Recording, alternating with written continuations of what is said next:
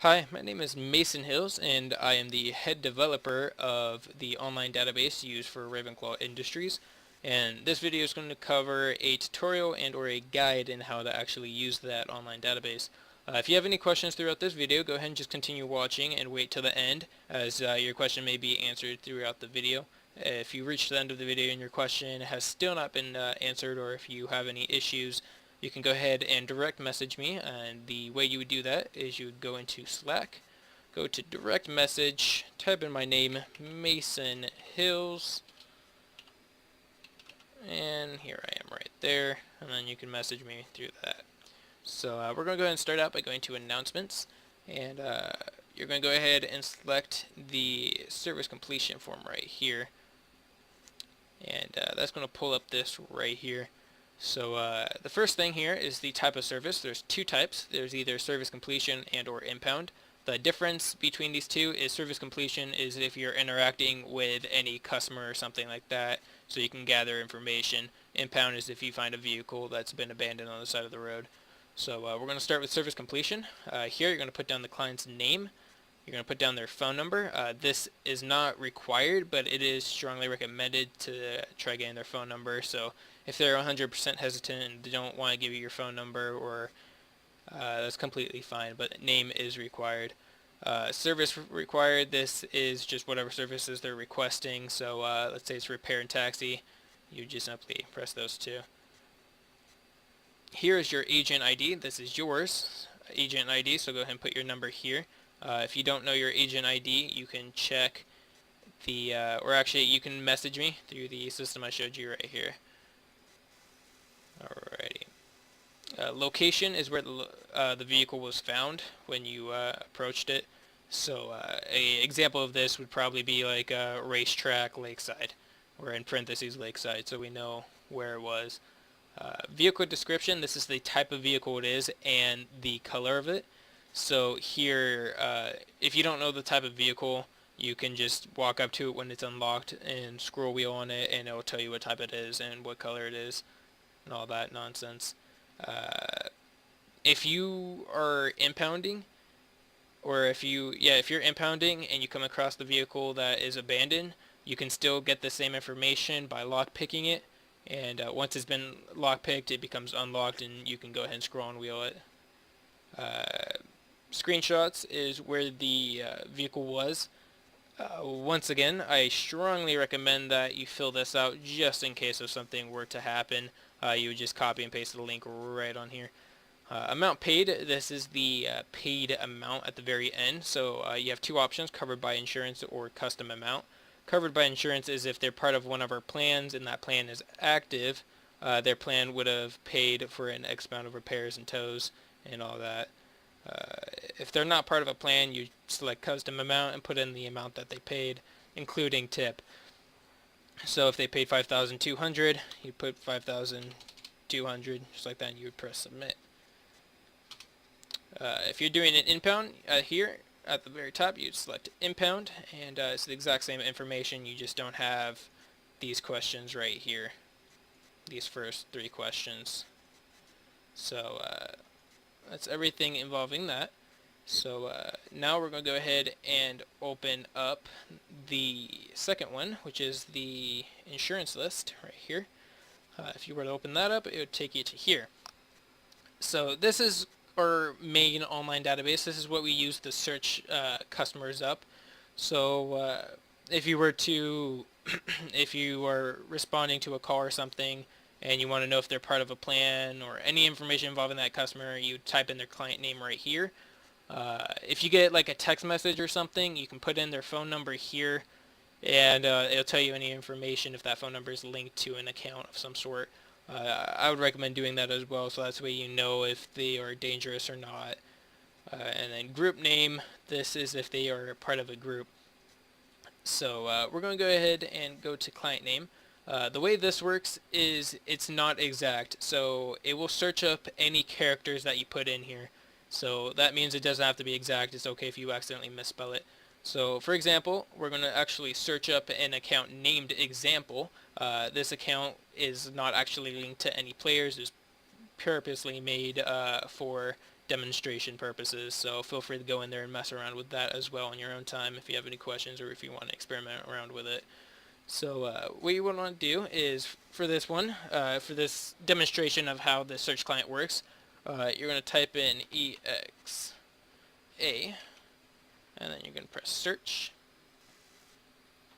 And here you go, example. So you can select anywhere, and it would select anywhere in the general line, and it would select that whole row for you. If you search up a name and nothing pops up, so real quick, like that, and it says no record found, make sure you press search again, try it again, make sure the name is spelled correctly, and if you still get that, you can go ahead and create a new client, put in their name, phone number. If they're part of a group, press add. I would recommend editing it later, because right here you're going to have to enter in a lot more information, and it's kind of a waste of time to do it here. So just make sure you put at least their client name and then add, and then I'll show you how to edit that in a sec. And then once again, like I said, you could search by groups. So we're going to search up a group called the Cats, which is linked to our account examples. So here all we have to do is type in, for example, cat, and search. And once again, it'll pull up our example group name, the Cats. So here, you're going to go ahead and press the button right here called View Details. This is what's going to actually allow you to edit it. Alrighty, so at the top, we got client name. This is their actual name. If you notice that their name is spelled differently, then feel free to update this. If you're actually going through this yourself and messing around with it, you can edit all that stuff. Just make sure you do not change the name. Alright, don't touch it. Phone number is their actual phone number. Once again, just like the other form, it's not required, but it is highly recommended to try getting their phone number if possible. Group is if they're part of a group, you just put that there. Status of plan, so if they activate a plan, you have to pay every week. If you miss that payment, your plan will become inactive. And right here is just to simply tell you if their plan is currently active or inactive, if they're like paying their plan. Type of plan is whatever type of plan they have. So there's multiple plans here. You got trial, bronze, silver, gold, platinum, unlimited, and no plan, okay? Trial, try not giving this away. It's a custom 2-day plan, completely free. But don't try giving this away. It's purely based off of if you've tried everything and they're completely hesitant about paying, then you can go ahead and throw that out there. Unlimited plan, do not ever select that.